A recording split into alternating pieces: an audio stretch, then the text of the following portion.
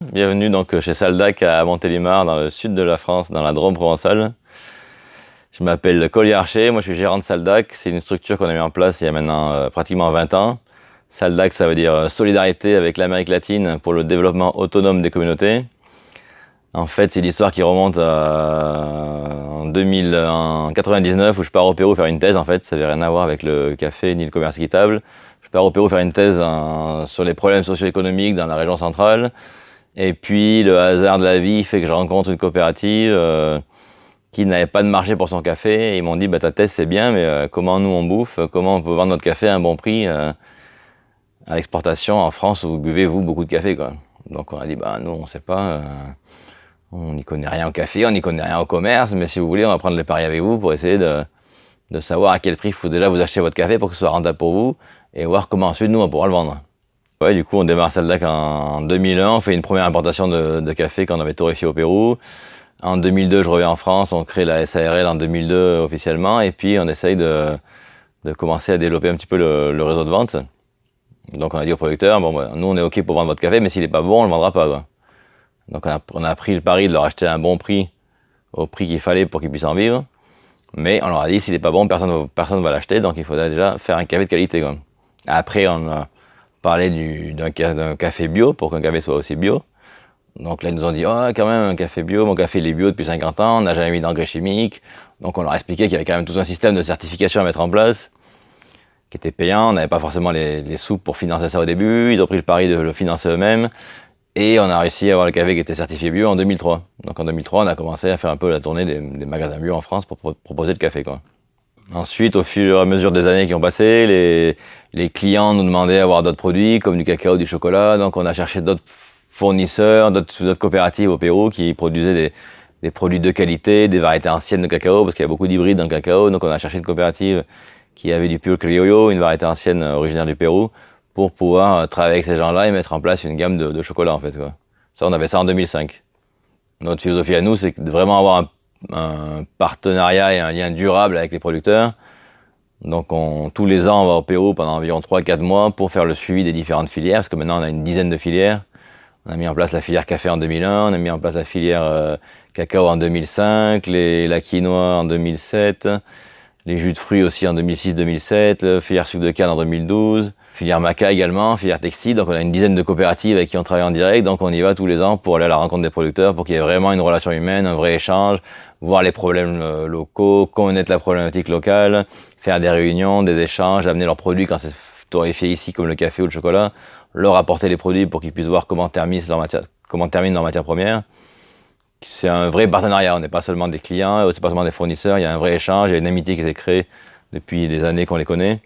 Donc on a vraiment une relation familiale et de partenariat. Quoi. Alors, moi je suis François, je travaille à Saldac depuis 2011.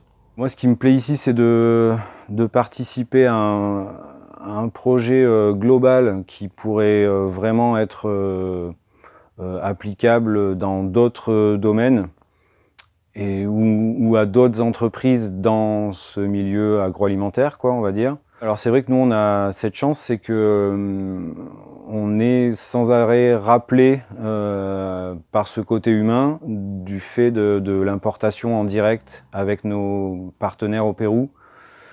Donc il y a vraiment un côté très concret et une vraie relation d'un maillon à l'autre de la chaîne, quoi.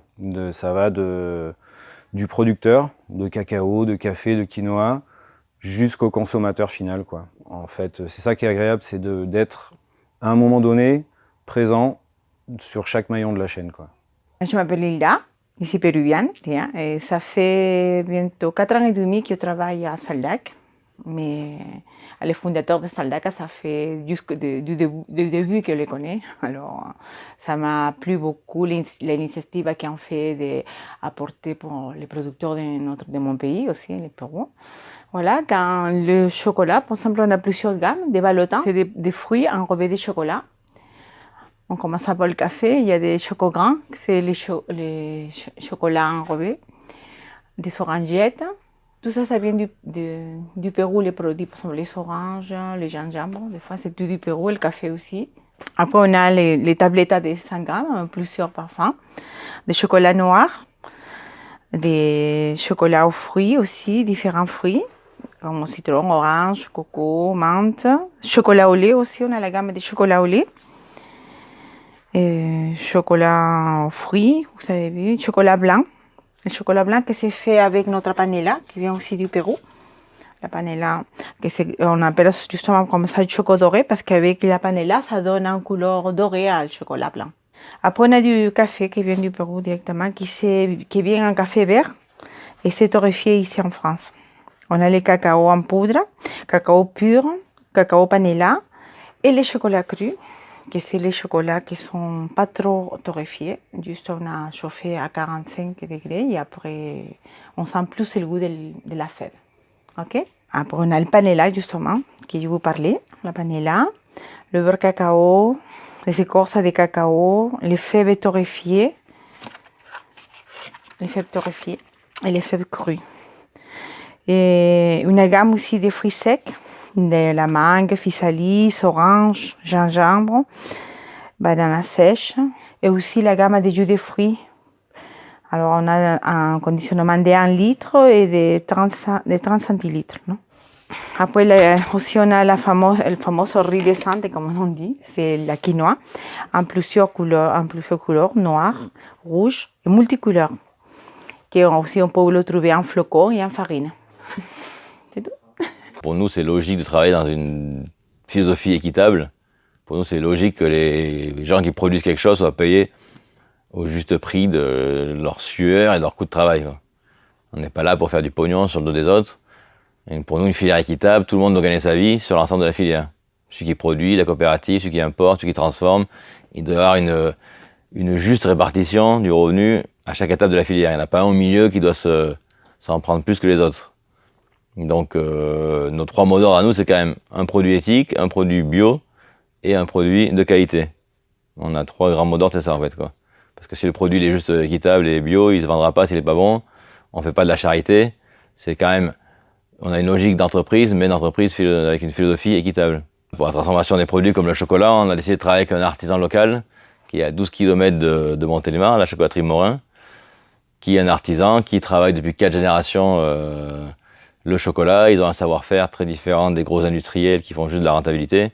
Donc on a un produit qui va être plus cher à la sortie, mais qui sera avec un vrai niveau qualitatif largement supérieur à d'autres marques de chocolat qui sont faits par l'industrie, même si c'est bio ou équitable, quoi. On a vraiment une démarche artisanale, à la fois un produit de qualité, de terroir, et un artisan local qui transforme avec un vrai savoir-faire.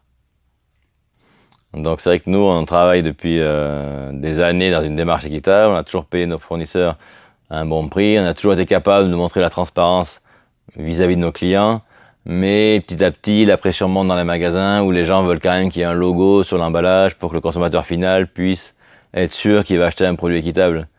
Donc du coup, nous on a toujours été un peu contre les systèmes de labellisation où c'est quand même un peu du business, hein, dans le bio comme dans l'équitable, c'est quand même un petit peu du business. Mais bon, dans les années 2005, il y a eu une initiative qui a vu le jour au Mexique qui s'appelle SPP, le symbole des petits producteurs. Un cahier des charges mis en place par les producteurs eux-mêmes, avec des critères, des normes, des tarifs décidés par les producteurs eux-mêmes. C'est vraiment une initiative qui vient de la base, c'est pas encore les blancs qui ont décidé de ce qu'allaient faire les petits pauvres du Sud. Donc là, c'est vraiment une initiative qui part de la base, et donc on s'est dit, ben, tiens, ça correspond plus à notre philosophie. Donc on va les contacter, on va essayer de se faire certifier SPP pour l'ensemble de nos filières. Donc depuis 2006, toutes nos filières, café, cacao, sucre, maca, quinoa, graines de chia sont certifiées équitables par le système SPP.